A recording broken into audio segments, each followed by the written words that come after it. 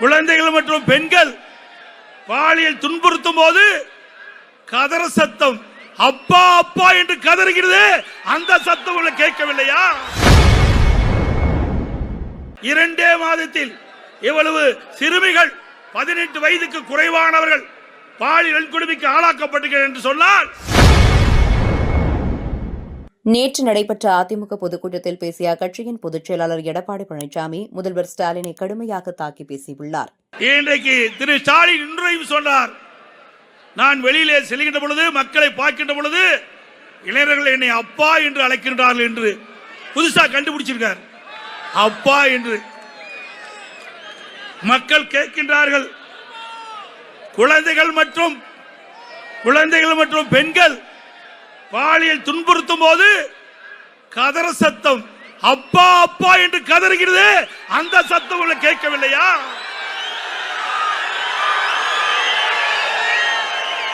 மூன்று வயது சிறுமியில் இருந்து பள்ளியிலே படிக்கின்ற சிறுமி வரை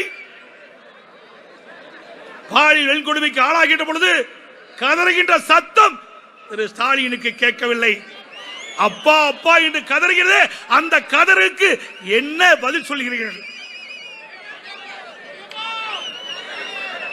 ஜனவரி முதல் 14/2/2025 வரை சுமார் 107 போக்சோ வழக்குகள் தமிழகத்திலே பதிவு செய்யப்பட்டிருக்கின்றன.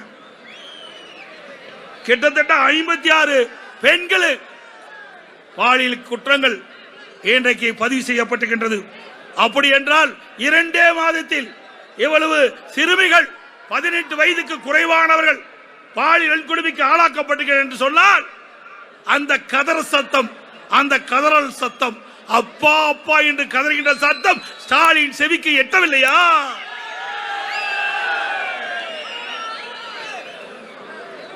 திரு ஸ்டாலின் எதிர்க்கட்சியாக இருக்கின்ற பொழுது அப்பொழுது பாரத பிரதமர் சென்னைக்கு வந்தார். அப்பொழுது கருப்பு பலவன் விட்டார். கோ பேக் மோடி என்று சொன்னார். ஆட்சிக்கு வந்தார் திரு ஸ்டாலின். இப்பொழுது வெல்கம் மோடி என்கிறார். எதிர்க்கட்சியாக இருக்கும் போது கோ பேக் மோடி, கருப்பு பலன் விட்டார், எதிர்ப்பை பிரதிபலித்தார்.